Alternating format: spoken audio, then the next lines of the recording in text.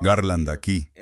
Y ya sabes, a veces, bueno, prácticamente todo el tiempo me gusta simplemente hablar de lo que se me venga a la mente, y en particular sobre temas de los que a la gente le da miedo hablar. Y creo que mientras la discusión sea intelectualmente honesta y moralmente honesta, y esté guiada por la intención de entender mejor, deberías poder hablar de cualquier cosa, ¿no? Deberías poder hablar de cualquier cosa. Y hay mucha gente que tiene miedo. Si hablo de este tema, Dios, me van a expulsar de YouTube. Me desacreditarán, me atacarán, o lo que sea. Yo creo que tenemos que hablar de estos temas para realmente entenderlos. Bien, empecemos por esto, un poco de contexto sobre mis experiencias. Primero, una de las cosas que me motivó a dar esta charla fue que estaba viendo a Norm Finkelstein, un tipo que creo que es intelectualmente honesto y que realmente piensa que trabaja por el bien de la humanidad. Hablaba de crecer en un barrio judío y de cómo creían ser superiores. Era parte de la cultura. Les enseñaban que los judíos eran mejores. Y decía cosas como, ah, sí, mira a toda la gente que ha ganado esos premios intelectuales internacionales. Ese tipo de cosas. Eso me trajo un recuerdo y me hizo reflexionar, porque tenía un medio hermano. Si ves este programa, sabes que falleció hace unos 2 años, más o menos. Él tenía 20 años más que yo. Era hijo del primer matrimonio de mi padre. Así que era negro. Tenía 20 años más que yo. Así que vivió muchas cosas que yo no viví respecto al apartheid en Estados Unidos. Me contó historias que, ya sabes, me pusieron la piel de gallina. No, que no podía ni imaginar. Pero, cuando estuvo en el ejército en los años 80, se convirtió al judaísmo. No había crecido siendo religioso en absoluto, y por alguna razón nunca le pregunté por qué decidió convertirse al judaísmo. Un par de cosas interesantes. Tenía muchas reservas sobre el Estado de Israel tal como es ahora. No era alguien que tuviera miedo de cuestionar sus creencias y la cultura que lo rodeaba. Me habló de sus relaciones con la gente de su templo, o sinagoga, como prefieras llamarlo, y de los problemas que tuvo. Y una de las cosas de las que habló fue, ¿sabes? Yo pensaba que por ser él judío y ellos también, no habría racismo, pero sí sentía que en sus círculos judíos había racismo hacia él. No sé si lo haya o no, solo cuento lo que hablamos. También sentía otra cosa interesante, y por eso, lo que escuché de Norm Finkelstein me inspiró a empezar a hablar. Y dijo, ¿sabes? Una cosa interesante fue que él creció como persona negra en una época en que Estados Unidos era muy racista. Básicamente era apartheid. Y que la sociedad en la que creció, la cultura en la que se crió, era como: eres genéticamente inferior, eres intelectualmente inferior, eres inferior en este país. Tenemos una jerarquía y tú estás en la parte baja, ¿verdad? Esa fue la lucha que tuvo contra ese concepto. Pero dijo que lo curioso era que de la cultura judía que vivió percibía lo contrario. La creencia de que nosotros somos superiores a la gente que nos rodea, que ellos son inferiores a nosotros. Y supongo que eso viene de lo de ser el pueblo elegido. De nuevo, dijo que fue algo con lo que luchó y por lo que chocó con otras personas. Y fue por esa razón. Porque creció luchando contra gente que le decía que era inferior por quien era. Eso lo llevó a oponerse con fuerza a lo contrario, ¿no? Esos son los dos niveles del extremo. Un extremo es que, por quien eres, eres menos que humano. Eres lo peor, sí. Eres lo más bajo del barril. Eres, ya sabes, un ser inferior porque eso quedó determinado desde el nacimiento. Pero en el otro extremo, ¿no? Si hablamos en términos absolutos, que quedó determinado desde el nacimiento que tú eres superior a todos los que te rodean. Y para alguien que nace en ese extremo, si naces pensando, eres superior, y te lo repiten, y te lavan el cerebro para que lo creas, no te cuesta aceptar que alguien sea inferior a ti. Y este tipo está al fondo del barril. Tiene sentido. Si yo me siento en la cima del barril, no me cuesta aceptar que otro esté abajo. En cambio, si naciste al revés, en una cultura que te dice que eres menos, vas a rechazar el concepto de jerarquía. Punto. ¿Quieres que todos estén al mismo nivel? Y vamos resolviendo esto sobre la marcha. Lo que sea, ¿no? Quieres un terreno de juego nivelado en vez de aceptar una jerarquía. Quiero decir, si estás en la cima, si naces rey, no quieres eliminar el sistema monárquico, porque naciste en la familia real. Si naces en la nobleza, no quieres acabar con ese sistema porque te beneficia. Exacto. Y tuvimos esa discusión y así era como él se sentía, ya sabes, al respecto. Y sí, lo discutimos. Quiero decir, hablo de una persona fallecida, pero captas la idea. Esas son las conversaciones que tuvimos. Fueron conversaciones honestas. Y si escuchas lo que digo, más o menos tienen sentido, ¿no? Y entonces cuando Norme Finkelstein habló de eso, dijo que creció en un barrio judío donde la gente estaba convencida, lavada el cerebro, como quieras llamarlo, de que eran superiores a la gente que los rodeaba, entonces claramente voy a pensar, ya sabes, que si consideras un extremo, tienes que considerar el otro. Así que, cada vez que consideras a un grupo inferior, eso implica que hay un grupo superior. Un grupo superior implica la existencia de uno inferior, ¿no? Ahora, si sigues con eso, hay otras cosas como en los documentos de Epstein. Una de las ideas que aparece repetidamente en esos documentos es, otra vez, afianzar ese concepto cultural de superioridad. Y eso, otra vez, como muchos saben, yo crecí en una familia bautista del sur, ¿no? La gente por aquí era bautista del sur, ¿no? Y lo rechacé rápido, ¿sí? Había tantos conceptos con los que no podía estar de acuerdo moralmente, no podía estar de acuerdo intelectualmente, y uno de ellos, por supuesto, era el concepto del pueblo elegido. Cuando estudias el cristianismo a la manera bautista del sur, te repiten una y otra vez lo de los israelitas. Los israelitas hicieron esto y Dios dijo esto. Luego los israelitas dijeron aquello y Dios les respondió. Dios se apareció a los israelitas. Tuvieron enemigos y Dios destruyó a sus enemigos. Hicieron sonar una trompeta y las murallas se vinieron abajo y todos esos milagros ocurrieron a favor de los israelitas para que pudieran vencer a sus enemigos. Y al crecer, por si no te has dado cuenta, soy de los que por naturaleza cuestiona todo. Tuve que cuestionar a Dios, o sea, y este tipo dice que este grupo de personas, todos estos humanos en la Tierra, yo elegí a este grupo para que fuera el grupo superior. Y se les permite matar a otras personas. Los demás son inferiores.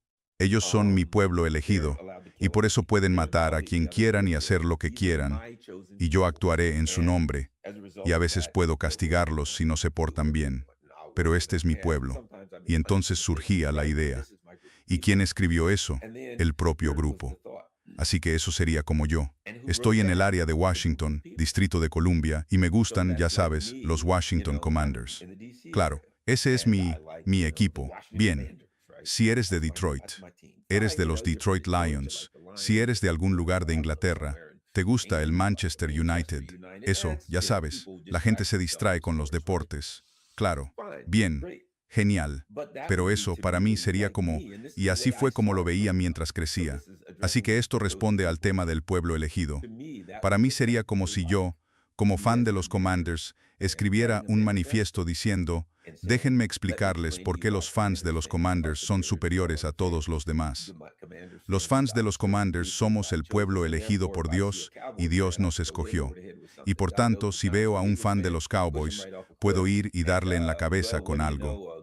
E incluso si es fan de los Giants o de los Eagles, empujarlo por un precipicio. Y mira tú, Los Ángeles Raiders, ¿qué es eso? A los fans de los Las Vegas Raiders, empújenlos frente a nosotros, y a sus hijos y quitarles todo lo que tienen porque soy fan de los Commanders y Dios nos ha elegido, ¿cierto? A mí, que no soy una persona especialmente religiosa, me pareció, es poco decirlo, no soy ateo, no soy una persona religiosa, no soy teísta, no soy monoteísta, No soy ninguna de esas cosas porque implican que es necesaria una definición, ¿no? Si digo que soy lo que sea, eso implica que necesito una necesidad de nombrar el grupo al que pertenezco, y no soy de los que necesitan pertenecer a un grupo. De acuerdo. Así que no soy nada de eso. Sin embargo, si a otra persona le hace falta, me han dicho, Garland, eres tal o cual. Y yo digo, si te sirve clasificarme, ponerme en un grupo porque así tu mente lo entiende mejor. Así que adelante, ponme en ese grupo. Y si te sirve nombrar ese grupo, pues nómbralo. Eso no tiene nada que ver conmigo. Estoy definido por quién soy. Si alguien más necesita definirme, adelante. Es para rellenar el espacio en blanco. Genial. Es ateo, teísta, monoteísta, no teísta, lo que sea, agnóstico. No me importa cómo lo llames. Alguien siente la necesidad de encasillarme. Está bien. En fin, básicamente, al ir creciendo, por muchas razones, inconsistencias en la teología, en los rituales y cosas por el estilo, me llevaron a un punto en el que dije, simplemente no me valo de la religión. No voy a menospreciar a los que sí lo son ni nada por el estilo, pero no es algo que me atraiga. Empecé a estudiar el Zen, no desde la perspectiva del budismo, sino desde la idea de que, bueno, las cosas pasan, y así simplemente pasan. Y aceptarlo. Pasó. Eso es todo. Es la realidad. Así es. Así que me pareció bastante interesante. Escuchar a Alan Watts fue muy entretenido y explorar todo eso. Es una iluminación sutil. Eso me emocionaba porque no era necesario hacer rituales ni adorar a un hombre o una mujer del cielo. Así es. En fin. Y, ¿sabes? Te tengo que contar esto, ya lo he dicho antes. Esto no va a ser interesante. Es algo que pensé cuando era joven, y puede que lo hayas oído. Cuando era joven escuché a alguien decirlo, y pensé, vaya, yo pensé lo mismo. Quizá fue un comediante o algo, pero lo pensé cuando era adolescente. De hecho, teníamos, es verdad, una foto en mi casa de Martin Luther King y de Jesús. Yo era un niño y pregunté algo sobre Jesús, y ella dijo, no, no, no, este es Jesús, y ese es Martin Luther King. Ya sabes cómo piensan los niños.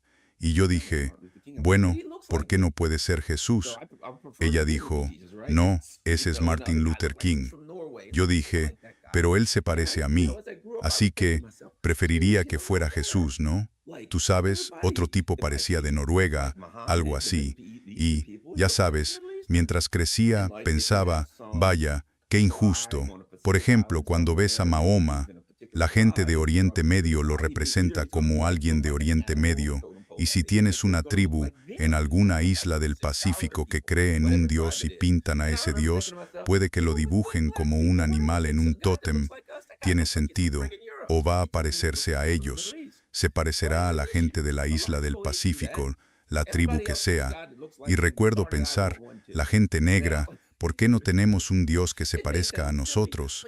Ese tipo parece europeo, ni siquiera parece de Oriente Medio. Así que tenía un problema lógico. Los demás tienen un dios que se les parece. Maldición, yo también quiero uno.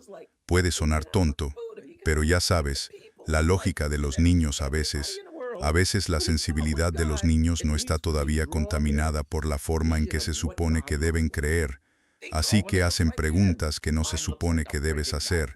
Y era como, mira a Buda, más o menos se parece a la gente de todo el mundo. Cuando inventan un dios, o al menos cuando dibujan su visión de cómo es, lo dibujan y se parece a ellos. El mío parece un maldito tipo sueco. No me gusta eso. Bueno, esa era la lógica de un niño, la maravilla de ser niño. ¿No es hermoso?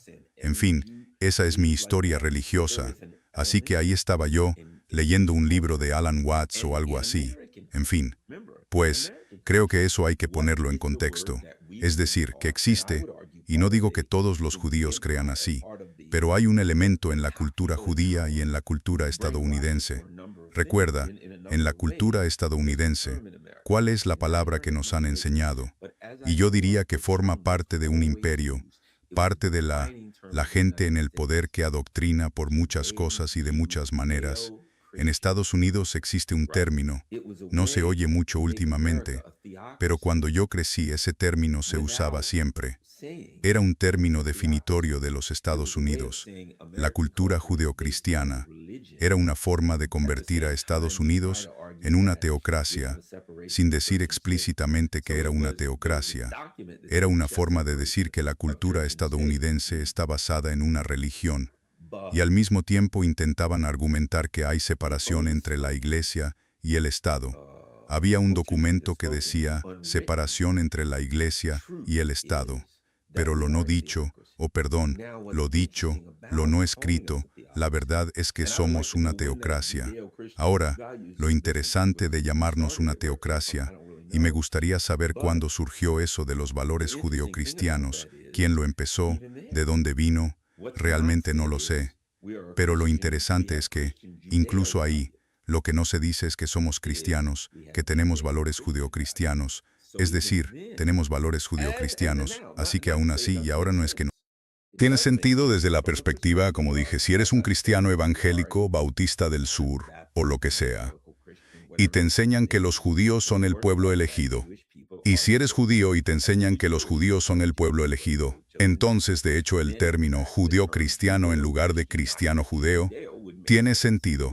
Sería lógico poner a uno antes que al otro porque un grupo es el pueblo elegido.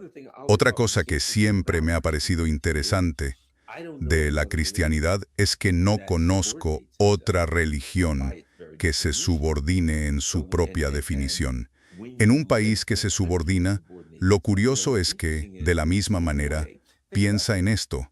De la misma manera que Estados Unidos dice, somos el mejor país del mundo, los mejores de la historia, estamos por encima de todo, el mundo es una jerarquía y nosotros estamos en la cima, mundo unipolar, somos la potencia hegemónica mundial, ese tipo de cosas, ¿no? Pero hay una contradicción. ¿Cómo se llamaba? ¿Qué dijo ese tal Ted Cruz cuando le preguntaron por qué vas al Congreso? Vine al Congreso para defender a Israel. Y luego hablas con otros congresistas. ¿Para qué estás ahí? Estoy con Israel. Apoyo a Israel. Ya sabes, Israel primero. Israel ahora, Hakeem Jeffries, Israel para siempre, Israel esto, Israel aquello. Y hay gente que sostiene, de forma contradictoria, que Estados Unidos es el país más grande que jamás haya existido, el mejor del mundo, superior a todos los demás. Sin embargo, estamos subordinados a un grupo de personas. No estoy aquí para tomar partido en eso.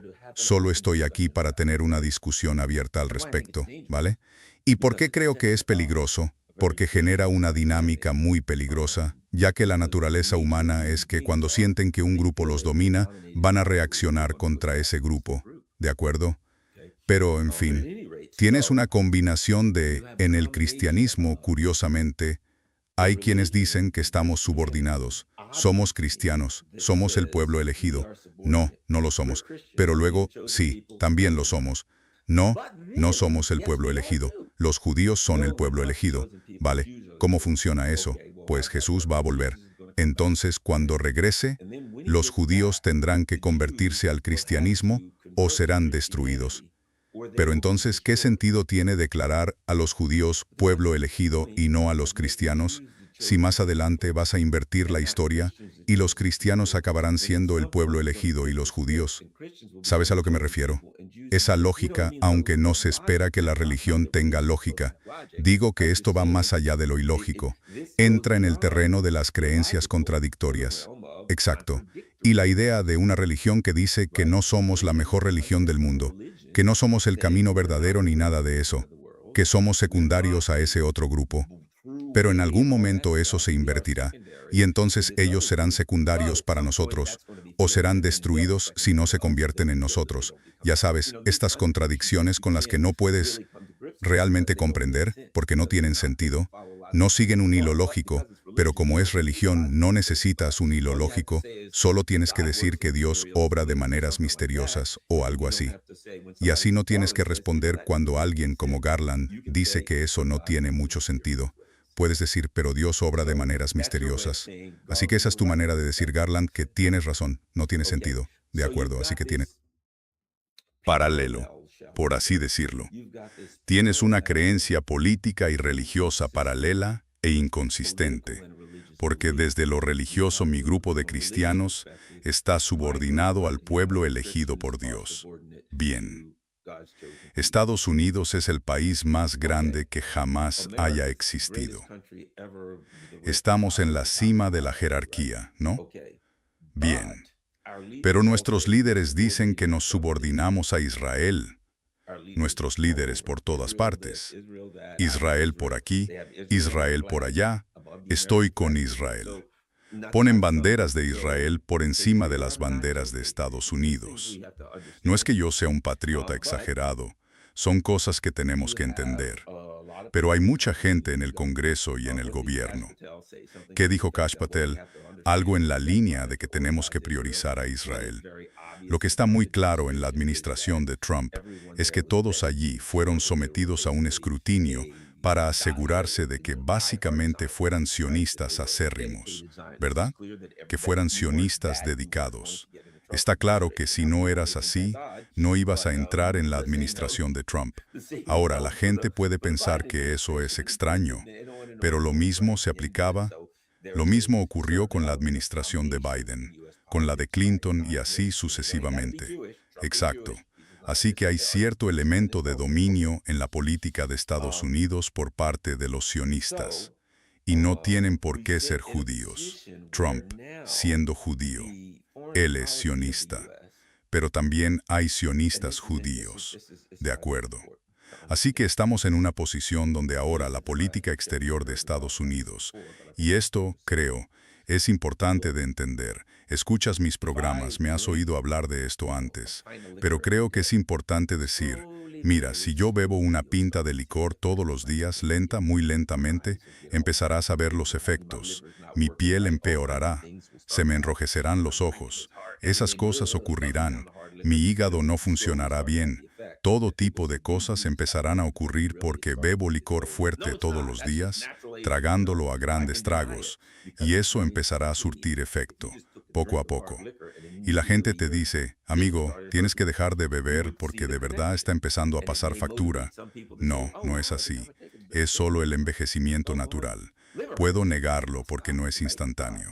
Si solo tomaras un trago de licor fuerte y de inmediato tu hígado empezara a doler, verías la conexión, y eso podría motivar a algunas personas a decir, oh vaya, cada vez que tomo un trago de licor me duele el maldito hígado. Creo que voy a dejarlo, ¿no? Pero con la rana que se hierve lentamente, no conectas lo que haces con el resultado, ¿cierto? El dolor. Así que durante mucho tiempo la política exterior de Estados Unidos, que ha sido militarista, belicista, etc., las políticas económicas de Estados Unidos, centradas en el capital especulativo, que han conducido a la desindustrialización y a la financiarización de la economía. Los efectos de eso en la gente cotidiana ocurren muy despacio. Y así la gente no conectó la política económica y la política exterior de sus líderes con el deterioro de su vida diaria. Solo veían el deterioro lento. Veían cómo el hígado empezaba a dañarse poco a poco. No se daban cuenta de que era por beber despacio, ¿verdad? No fue una reacción instantánea. Bueno, y lenta pero segura, algunas personas empezaron a cuestionar la relación entre Estados Unidos e Israel a medida que Israel, no sé cómo llamarlo, decimos derecha, nacionalismo, cosas así, pero parece, para ser francos, que usaría un término como gamberrismo, ¿no? Déjame ponerlo de esta manera. ¿Por qué hay que ponerle nombre? Digamos, ¿qué pasó? A medida que Israel se volvió más militarista, a medida que Israel se volvía más violento, más opresivo y más claro en su creencia de que tenía derecho a dominar y hacer lo que quisiera, la gente empezó a rechazar eso. No sé si me siento cómodo con eso, ¿no? Y cuando eso empezó a ocurrir poco a poco, lo veía en mucha gente como, ¿qué está pasando aquí? Y además, conforme eso ocurría, la gente empezó a mirar la historia y ver lo que había pasado. Los que tenemos una buena comprensión histórica de Israel, dijimos, esto no empezó de la nada. Israel ha sido muy violento desde hace mucho tiempo. Y aquellos de nosotros que sostenemos la idea de que las potencias coloniales europeas, de hecho, cometieron un genocidio contra Israel, cometieron un holocausto. Algunos dicen el holocausto. Yo creo que hay que decir un holocausto. No es el único holocausto. Ha habido muchos holocaustos en este mundo, algunos menores, otros mucho mayores que lo que ocurrió. Al holocausto judío es un holocausto sin duda. No sé cuáles son las cifras reales, no lo sé. Podríamos discutirlo mucho, pero fue uno de, ya sabes, muchos horribles holocaustos, algunos perpetrados en los últimos años por los Estados Unidos contra mi papá, y que, después de que las potencias coloniales occidentales crearon un holocausto, decidieron que iban a crear algo similar. Iban a ir al Medio Oriente y decir, aquí hay una zona llamada Palestina. Tomaremos a la gente judía de aquí, los moveremos allí y diremos que es suya, lo que garantizaba conflicto, violencia y guerra, algo con lo que creo que estaban bien. Digamos que iban a crear, básicamente, lo que sería una colonia europea. Y eso encajaba muy bien, religiosamente, con las creencias cristianas de un Israel y un pueblo elegido y todo eso. Así que convenía al Imperio Británico que, piénsalo, estaba detrás de esto, Lord Balfour y la Declaración Balfour. El Imperio Británico, la pérfida Albión, una de las naciones más malvadas, mentirosas y traicioneras de imperios que han existido.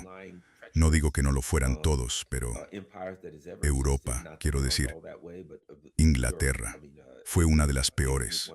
Y estas son las personas que crearon Israel. Me cuesta pensar, por la historia del Imperio Británico, en crímenes de guerra, asesinatos, holocausto, muertes, venta de drogas y todo lo que puedas imaginar, maldad procedente del Imperio Británico y de los Estados Unidos. Me cuesta creer que dijeran ¿qué estamos haciendo? Pues en esa época estaban literalmente cometiendo genocidios contra pueblos en India, en África y en otros países. En ese momento estaban cometiendo numerosos genocidios y de repente decidieron, ahora, en cuanto a los judíos, creo que debemos protegerlos. Si el Imperio Británico lo hizo para beneficiar al Imperio Británico. Creo que está bastante claro. Así que en los años 40, cuando inventaron el concepto de Palestina como Israel, si crees que el Imperio Británico hizo eso por amor al pueblo judío y para defender la paz y el amor, pues eres extremadamente ingenuo y no entiendes la historia del Imperio Británico en absoluto. Quizá deberías investigarlo, en cualquier caso. Avanzando, cuando ocurrió la crisis de Suez y el Imperio Británico empezó a desmoronarse y empobrecerse, los Estados Unidos tomaron el relevo porque tenían la capacidad para respaldarlo. Pero aún así, era un proyecto europeo, imperial y colonial. Y ahora teníamos un conjunto de problemas muy desagradables convergiendo. Estaba la cuestión religiosa, los judíos, tanto dentro de su propia cultura como dentro de la cultura cristiana. No puedo decir simplemente, esto es terrible. Los judíos pensaban que eran superiores y creían que su cultura les enseñaba esa superioridad sobre los demás. Bueno, a mí me quedó esa idea. Los cristianos literalmente les decían, ustedes son superiores a los demás. Se supone que diga, qué terribles eran. Fueron los cristianos los que promovían y alimentaban esa idea. Había una dinámica en la que el cristianismo promovía la idea de que los judíos, los israelíes, eran el pueblo elegido. Y yo decía, sí. Digo, oye, ¿te imaginas eso? Oye, hemos decidido, Garland, que tú eres el elegido. ¿Sabes? Eso. Bueno, vamos con eso. No estoy diciendo que nadie fuera ni bueno ni malo, ni que tuvieran razón o estuvieran equivocados. Ya conoces mi opinión sobre todo el tema religioso. Solo digo que se creó una dinámica que no fue positiva para nadie. Tenía que acabar mal, y ahí estamos hoy. Así que ahora, mientras esto sucede, llegamos a un punto en que, hasta cierto punto lo que se creó, y lo diré así lo veo, Lo que se creó fue, o se ha argumentado que fue, un país de poder judío, un país judío. Liderazgo político, poder político, liderazgo religioso, poder religioso. Eso es dar a los judíos su propio país, ponerlos al mando y dejarles hacer lo suyo. Así es como se lo ha presentado. Pero hay que añadir algunas cosas. Hay que sumar la afirmación de Alexander Haig de que Israel es el portaaviones insumergible de Estados Unidos. ¿Qué es un insumergible? ¿Qué es un portaaviones? Es una base móvil. ¿Qué es un portaaviones? Es algo que usas para proyectar poder militar a otras partes del mundo, ¿no? Y para la dominación. Así que quedó claro que eso era lo que Alexander Haig veía en Israel, en primer lugar. En segundo lugar, Joe Biden dijo que si Israel no existiera, tendríamos que crearlo para atender los intereses de Estados Unidos en la región.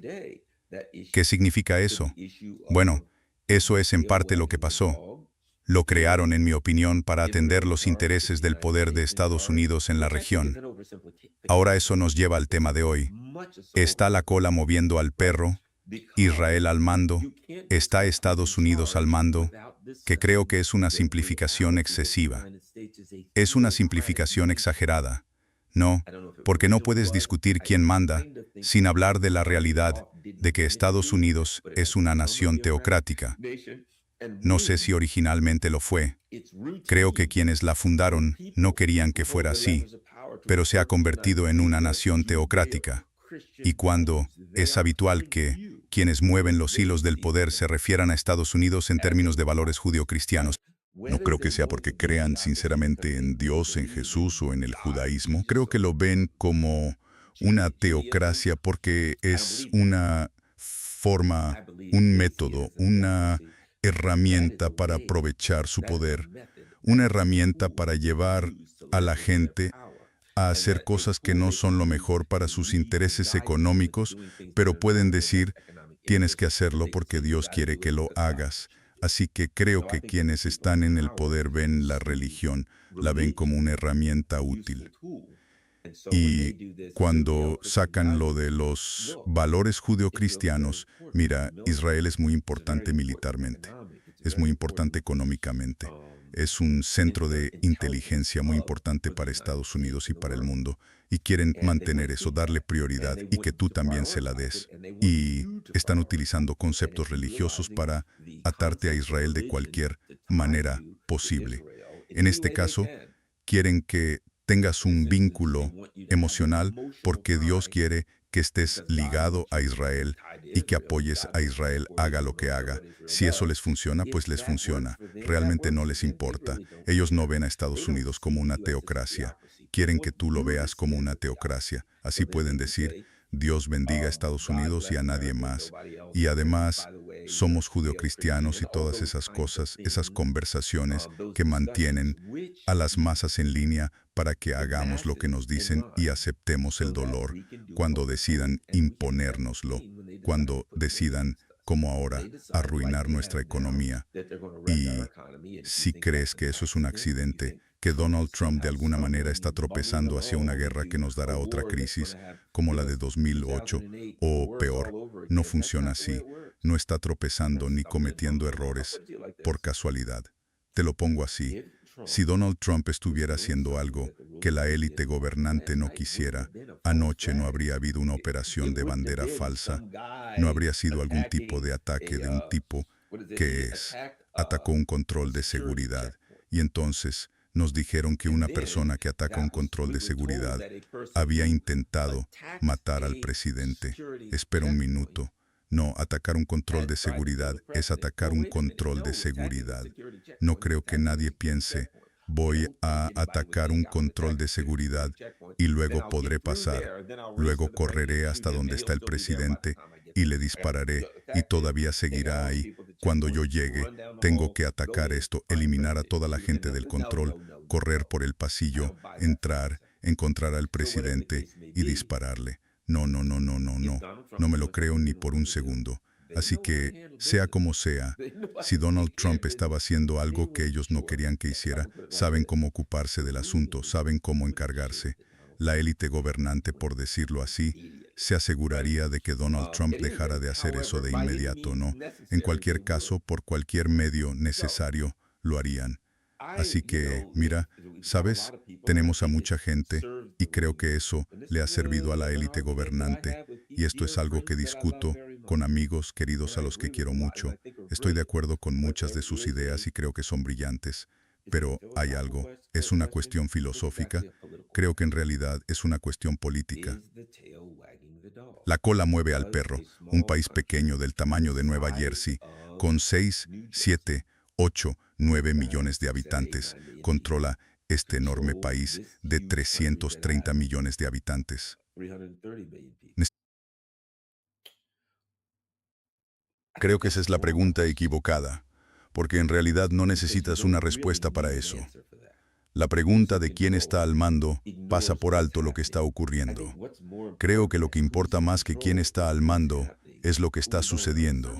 ¿A quién beneficia? ¿Quién sale beneficiado, verdad? Y si tú y yo, digamos que tú dices, odio a Garland y quiero darle en la cabeza y matarlo porque lo odio, vale. Y yo digo, me gustaría matar a Garland porque tengo una póliza de seguro por $1.000.000. De verdad, y yo cobraré ese $1.000.000. Bueno, hay una alineación de intereses, no necesariamente por la misma razón. Así que nos juntamos y conspiramos para matar a Garland porque yo voy a recibir $1.000.000. Y tú lo odias a muerte porque no se te quitó a la novia en el último año de instituto. Así que, hombre, has guardado rencor contra Garland desde entonces y algún día recibirá su merecido. Y yo tengo ese millón porque saqué la póliza de seguro, porque soy su socio en el negocio. Y sacamos una póliza de seguro de $1.000.000 sobre cada uno de nosotros. Así que si uno de nosotros moría, el otro socio podría mantener el negocio. Exacto, pero yo solo quiero huir a Maldivas con mi $1.000.000 y mi novia de 21 años o algo así, ¿verdad? Quiero meterme en líos. Vale. Bueno, una sola persona está a cargo, la que mueve al perro, ¿y qué pasa si yo soy quien tiene todo el dinero, todos los activos, todo, y tú no, pero nos juntamos y me ayudas a eliminar a Garland? Yo cobro mi millón y tú consigues tu venganza. Esa es la cuestión. La pregunta es quién está al mando. Es necesario responder a esa pregunta, porque al final ambos quieren el mismo resultado, ¿no? El resultado es la intención. Y segundo, ambos se benefician. Entonces, ¿por qué discutir quién está a cargo de esa operación? Mi punto es que, hoy en día, Estados Unidos se ha considerado la potencia preeminente desde la caída de la Unión Soviética, y Estados Unidos quiere mantener esa preeminencia que ya se ha perdido. Es como aferrarse a algo que en realidad nunca existió, reconstruir algo que nunca existió desde el principio. Así es, y esa es una trampa filosófica.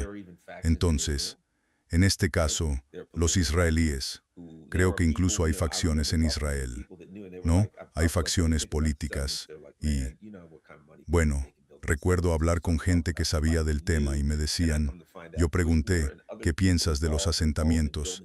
Me decían, hombre, ¿sabes la cantidad de dinero que se gana construyendo asentamientos? Y empezaron a hablar de alguien que conocían. Y resulta que Kushner y otras personas están implicadas en construir asentamientos y en lucrarse con eso. Entonces, con Israel hay dos cosas, igual que con Ucrania, ¿no? Tienes gente emocionalmente investida en lo que intentan lograr, ya sea en Israel o en Ucrania, y por otro lado, gente que solo está involucrada en blanquear dinero y en llenarse los bolsillos. Mira a Witkoff y Kushner. ¿Crees que Witkoff y Kushner son judíos devotos que piensan que están haciendo la obra de Dios para salvar su patria? Bien. ¿Piensas que son supremacistas judíos que creen que el pueblo judío es superior a los demás y que merece todo? ¿Crees que son delincuentes sinvergüenzas, estafadores que solo llenan sus bolsillos codiciosos con cada centavo? ¿Por qué alguno de esos extremos tiene que ser verdadero? Puedes argumentar que hay un elemento de todo eso en Witkoff y Kushner. No entiendo que uno construya asentamientos, los colonos los construyen, pero en cualquier caso, porque quieren establecer asentamientos, ¿no? Fíjate en cómo usan el lenguaje para crear una creencia, muchas veces falsa. Las cosas quedan más tranquilas después de que llegan los colonos, calman la situación o generan caos. Lo que hagan, sea lo que sea, es para eso que los pusieron allí. Sea lo que sea que hagan, el resultado es la intención. Por eso están allí, para crear caos, si crees que crean caos, o para pacificar la zona, si por alguna razón crees eso, pero puedes averiguarlo, y al final lo que tenemos es un país como Israel con varias facciones, pero todas quieren, primero, expandirse, ya sea por razones religiosas. Hay facciones que lo ven como algo religioso, también hay facciones que dicen, mira, si tomamos más tierras en Israel, Líbano, Siria, lo que sea, puedo ganar dinero construyendo asentamientos allí, puedo edificar frente al Mediterráneo, o por ejemplo, en Gaza, donde antes estaba eso. Hay gente que piensa, puedo ganar dinero, puedo hacerme rico con eso, y eso me permite aumentar mi fortuna. Hay quienes lo ven desde una visión puramente teocrática, hay quienes lo ven desde posturas políticas. Vaya, es un país más grande y soy más poderoso. Cuanto más grande sea el país, más poderoso soy.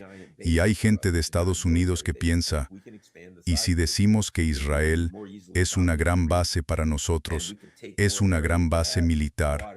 Y si podemos expandir el tamaño de Israel, podemos dominar la región con más facilidad y podemos tomar más zonas que tienen agua, gas y petróleo, y así podremos controlar más, dominar financieramente la región, y podremos salvar nuestro imperio moribundo, que no es más que un montón de derivados. ¿Y qué es? Ahora son valores respaldados por activos. Así que podemos controlar cosas y dominar. Hay muchas personas interesadas aquí, con intereses variados. Entonces, para intentar resumirlo, para simplificarlo en quién está a cargo, el perro está moviendo la cola está moviendo al perro, es una simplificación excesiva, y sé que algunas personas necesitan respuestas simples. De hecho, la revista Mad solía tener unos libritos que me encantaban, llamados Respuestas ingeniosas a preguntas estúpidas. No, y necesitamos respuestas ingeniosas, necesitamos respuestas simples.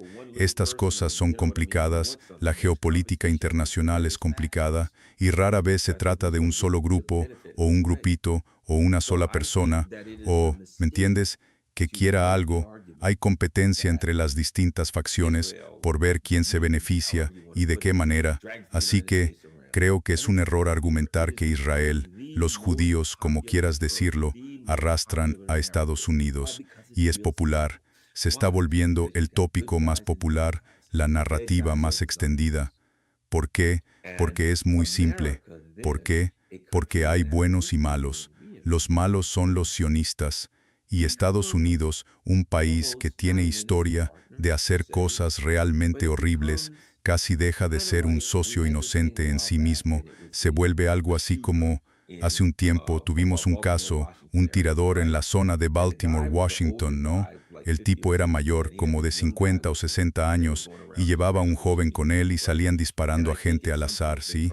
Y creo que en cierto punto lo intentaron, el plan era que iban a hacer que el gobierno les diera un montón de dinero, ya sabes, para que dejaran de disparar. Era algo así. En fin. Entonces, la cuestión en algún momento fue que uno de los tiradores, uno de los dos, era un chico de 17 años. ¿Y era él una víctima? ¿Lo engañaron para que fuera tirador? ¿O simplemente era un ser horrible que disparó a un montón de personas, verdad? En definitiva, la gente recibió disparos de todas formas. Y fue algo terrible lo que ocurrió. Fue una discusión esotérica, fue una discusión filosófica y todo ese rollo. Tenía 17 años, todavía no había cumplido 18. ¿Qué significa eso? Pero hubo muchas personas que recibieron disparos. Pero la cuestión era, ¿pero este chico fue arrastrado? ¿Era inocente? ¿Se podría decir eso de uno de 7, de 16 o de 17? ¿Qué sabe él? Podría argumentar que fue arrastrado y manipulado por un sociópata o psicópata mayor, por así decirlo. Pero si miras la historia de Estados Unidos, por ejemplo, si miráramos a ese de 17 y preguntáramos qué hacía antes de conocer al tipo con el que se alió para cometer esas atrocidades, estaba matando gente, asesinando, masacrando, degollando, violando, saqueando, causando estragos. Pues entonces es difícil decir que un tipo que hacía eso antes siquiera de conocer al otro fue desviado. Mi punto es, ¿qué hacía Estados Unidos antes de que existiera Israel? ¿Verdad? Cosas buenas. ¿Qué hacíamos mientras Israel estaba en su infancia? Infancia, cosas buenas. ¿Qué hacíamos? Andábamos por el mundo matando, asesinando, saqueando. ¿Has oído hablar de la United Fruit Company? Vietnam. Y así sucesivamente. El bombardeo de Hanoi. Disparaban a todo lo que volara y a todo lo que se moviera. Todas esas cosas terribles. Operaciones de falsa bandera. Recuerden el Maine, Golfo de Tonkin, todas esas cosas, ¿no? Y ahora, en el momento de la invasión y ocupación de Irak, nos decían que no era una guerra por el petróleo. La gente entendía claramente que se trataba de dominar, robar dinero, apoderarse de los yacimientos petrolíferos y controlar el mercado energético mundial, ¿vale? Y ahora se dice que no fue una guerra por el petróleo. Ahora, después de la guerra de Irak, no, y sigue siendo una ocupación. La gente ahora dice que lo hicimos por Israel, ¿verdad? Pero, ¿por qué cambió eso? ¿Me entiendes? ¿Por qué históricamente la gente que gritaba no a la guerra por el petróleo, ahora dice que todo fue por Israel, que todo era por Israel? No digo ni por un segundo que los dirigentes en Israel no aplaudieran. No estaban diciendo estoy totalmente a favor. Hagámoslo. ¿Acaso la gente cree esto? ¿Creen que nos equivocábamos cuando dijimos no a la guerra por el petróleo porque no era por el petróleo? ¿Creemos ahora que entendimos que todo era por Israel? ¿O estamos diciendo que siempre se trató de Israel, que todo gira en torno a Israel y que ahora por fin lo supimos? Que por fin aprendimos que todo lo que se hizo en esa región fue por Israel. Otra vez, ¿benefició eso a Estados Unidos? ¿Robamos su petróleo? Déjenme preguntarles algo. Cuando Irak vende petróleo, ahora, ¿a dónde va el dinero? Va a bancos de Nueva York, en Estados Unidos, en Wall Street. Y luego asignamos un poco de ese dinero de vuelta a Irak, cuando nos parece. Algo que pasó recientemente es que los iraquíes votaron por un primer ministro, y Estados Unidos dijo, no nos gusta ese primer ministro. Y esto es lo que vamos a hacer. Se vende su petróleo. Su dinero va a nuestro banco. No les vamos a dar dinero de lo que obtuvieron por vender su petróleo. No lo vamos a depositar en su banco. No les vamos a entregar nada hasta que nombren a la persona. Así que, en realidad, Irak es una colonia de Estados Unidos. No es un estado soberano. Entonces, ¿quién se está beneficiando? Nos estamos quedando con todo el dinero del petróleo. ¿De verdad lo hicimos por Israel si nos quedamos con todo el dinero del petróleo? ¿Se benefició Israel? En su opinión sí se beneficiaron. Se puede discutir si realmente fue así o no. Mi punto es que, si miras estos países y dices lo hicimos por Israel, siempre encontrarás algún beneficio. Fíjate en Siria. Estados Unidos ha estado saqueando el petróleo y el trigo de Siria. ¿Por qué crees que Estados Unidos puso tropas en la región petrolera de Siria durante los últimos 10 años o más? ¿Por qué crees que hemos tenido tropas en las zonas de petróleo y trigo de Siria y seguimos produciendo petróleo y trigo? Y se han vendido a través de Turquía. ¿Y sabes qué ha hecho Estados Unidos con ese dinero? Se lo ha quedado. Entonces hicimos lo de Siria por Israel. Bueno, se podría decir que Israel diría que se benefició, pero ¿a dónde va el dinero del petróleo y el dinero del trigo?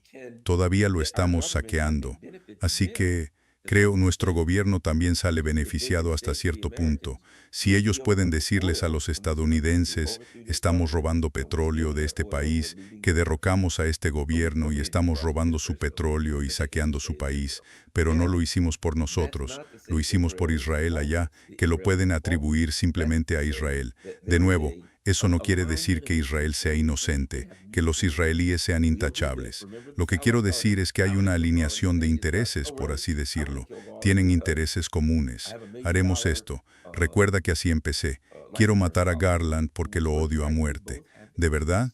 Quiero matar a Garland porque Soy titular de una póliza de seguro de vida por $1.000.000. ¿Cuál tiene razón?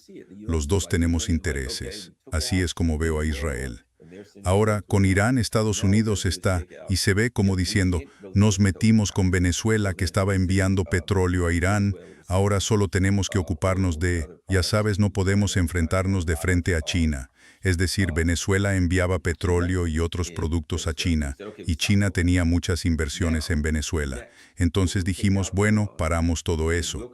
Ahora, lo siguiente. Vamos a sacar a Irán, controlar el estrecho de Hormuz, apoderarnos de los recursos naturales de Irán y así podremos cortar a China.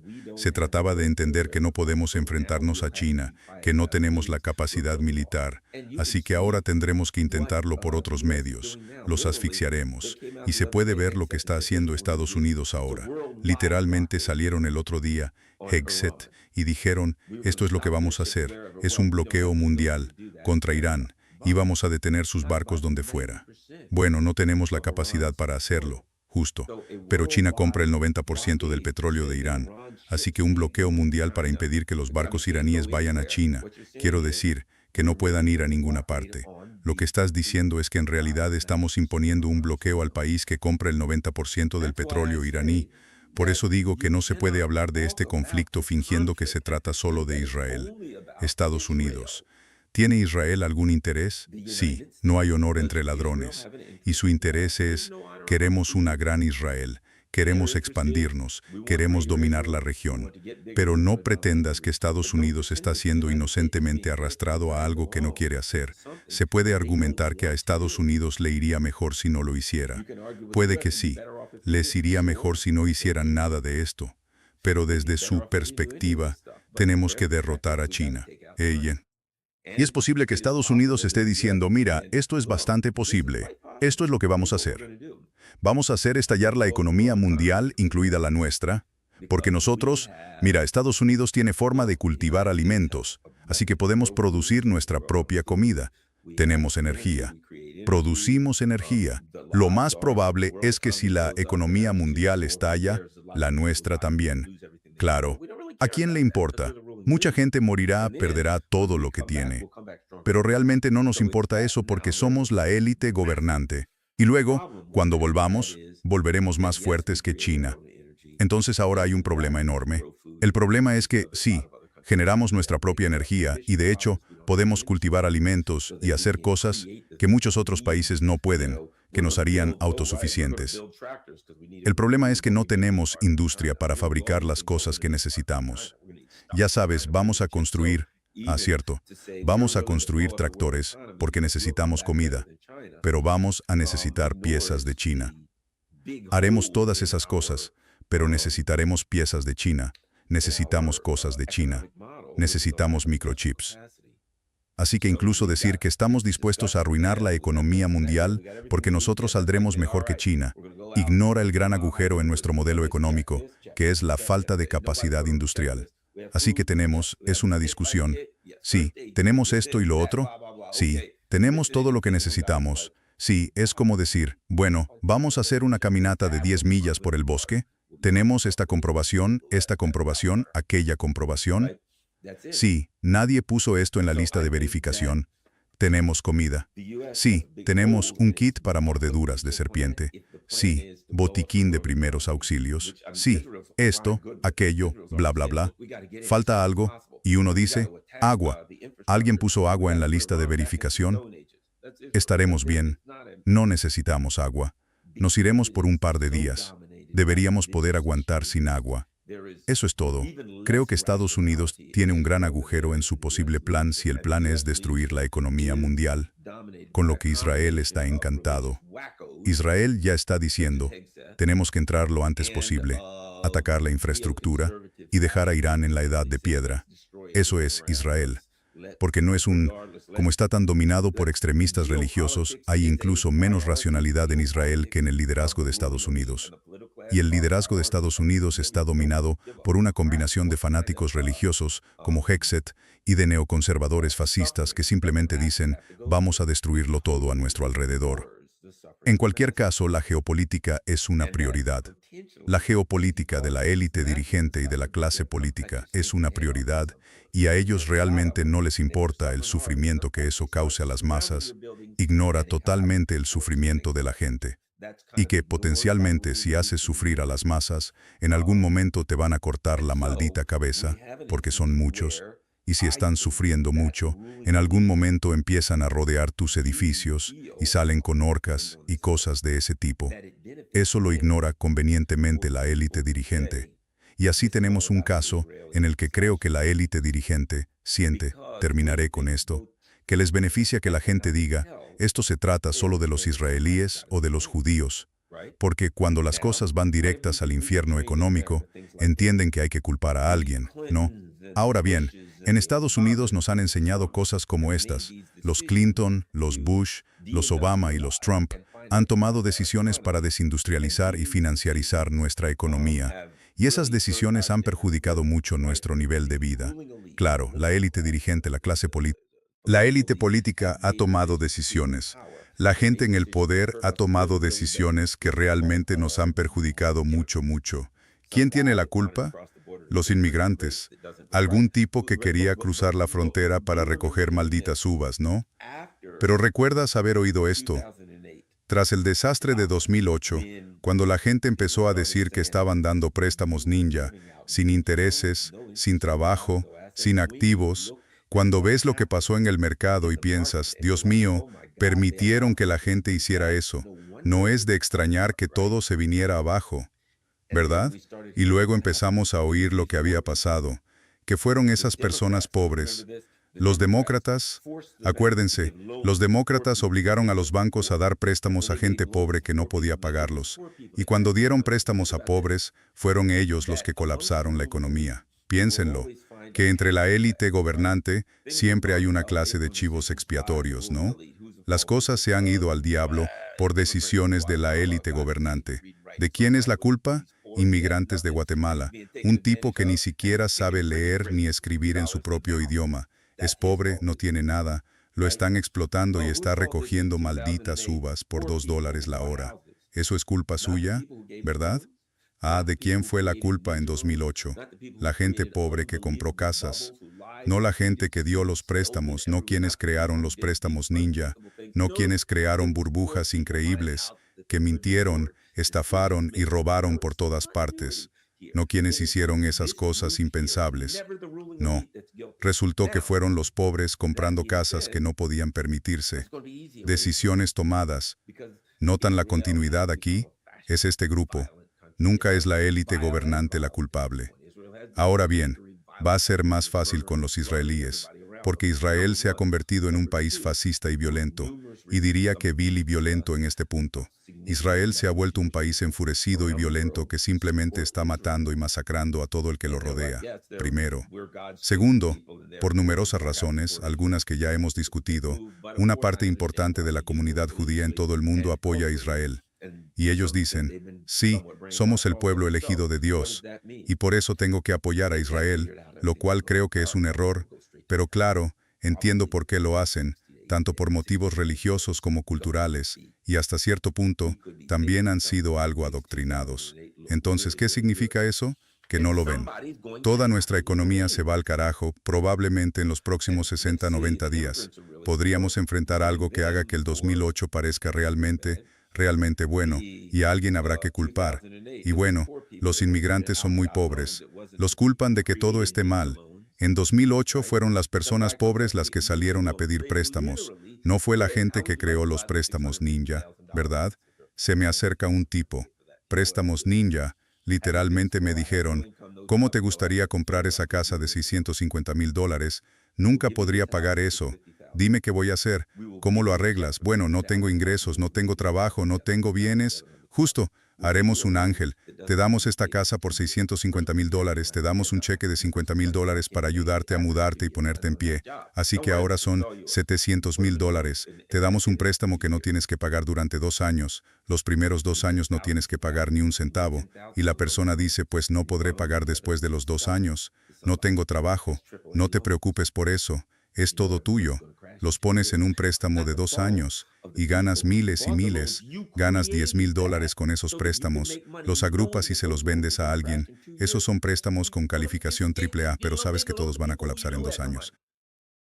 Se supone que debiste decir, no, no puedes comprar eso. En cambio, los arrastraste hasta ahí. Oye, ven y tómalo, hombre. Esa casa es tuya, pero yo no puedo pagarla. Cállate, toma la casa. Aquí tienes $50,000. Hubo casos en que la gente ni siquiera se mudó a la casa. Simplemente se quedaron con los $50,000. Pero aquí está lo fundamental. Tenías miles de esos préstamos. Los juntas y se los vendes a alguien más. Alguien los compra. Y luego van a una compañía de seguros y dicen, tengo $50,000 millones en préstamos. Quiero comprar un seguro. Quiero reasegurar estos préstamos. Si esos préstamos colapsan, quiero que me paguen. Y la compañía de seguros dice, claro, esos son préstamos con calificación AAA, y te venden el seguro. Sabes que van a colapsar. 2 años después colapsan. Y ahora la compañía de seguros tiene que pagarte. Pero es 2008, y todos colapsaron. Y la compañía de seguros no puede pagar a todos. La compañía de seguros dice, me voy a la quiebra. Y el gobierno de los Estados Unidos dice, ustedes son demasiado grandes para quebrar. Y el gobierno de los Estados Unidos rescata a la compañía de seguros y te paga. Y lo primero que hicieron en 2008, ¿qué fue lo primero que hicieron los bancos cuando fueron rescatados? Se repartieron bonificaciones. ¿Lo recuerdas? Repartieron bonificaciones. Y el gobierno lo sabía. Y en ese momento la gente decía, oye, repartieron bonificaciones. No se suponía que hicieran eso. Y el gobierno como, ah, sí. A ver, veamos. Dinero por chatarras. Ese es un buen programa. Eso formaba parte del juego. Ya estaba previsto. Esa era la jugada. Fue un montaje. Y entonces, bueno, ¿de quién es la culpa? ¿Son los banqueros? No, son las personas que compraron, las que aceptaron los préstamos, la gente pobre. Es su culpa, no podían pagar esos préstamos. ¿Por qué? Arruinaron toda la economía. Entonces, ¿por qué estoy diciendo todo esto? Digo todo esto para decir que, en última instancia, cuando todo se vaya al infierno por las decisiones de la élite gobernante, tengo la sensación de que dirán que la culpa la tienen los judíos. Siento que antes echaban la culpa a los inmigrantes, necesitan encontrar a alguien a quien culpar, y muchos judíos que piensan que de algún modo están alineados con esa gente y que sí trabajan con nosotros porque nos ven como superiores o algo así, o porque al gobierno le conviene y a ellos no les importas ni a ti ni a nosotros. Creo que cuando la élite gobernante se vea en la situación de que haya que cortar cabezas, 2008, queremos que les corten la cabeza. ¿A quién más? A la gente pobre. Exacto. Siempre tienen a un chivo expiatorio. Siempre tienen un chivo al que entregarte para que lo sacrifiques, claro. Los inmigrantes, quien sea la gente pobre. Y siento que es posible que, llegado el caso, cuando todo, es decir, cuando la economía mundial colapse, la economía de Estados Unidos colapse y entremos en una depresión absoluta, la gente se va a enfurecer y va a volverse violenta, y al gobierno le resultará fácil decir, ya ves, otra vez esos malditos judíos, están tramando algo, y adivina qué, así se libran. Esa es mi preocupación, de todo esto. Así que no lo sé, no tengo una respuesta, quizá continúe esta discusión más tarde, pero creo que es una discusión que hay que tener. Y al final digo, no creo que Israel esté arrastrando a Estados Unidos para que haga cosas que de otro modo no haría. Creo que hay una confluencia de intereses, que hay intereses paralelos y que la gente que dirige Israel, que Israel es una isla ahí afuera que se utiliza para muchas cosas, se usa para aparcar mucho dinero sucio, para todo tipo de cosas de todo el mundo. Es un centro de actividades ilícitas para Estados Unidos, Inglaterra y las otras potencias coloniales. Les resulta muy útil y quieren que siga así.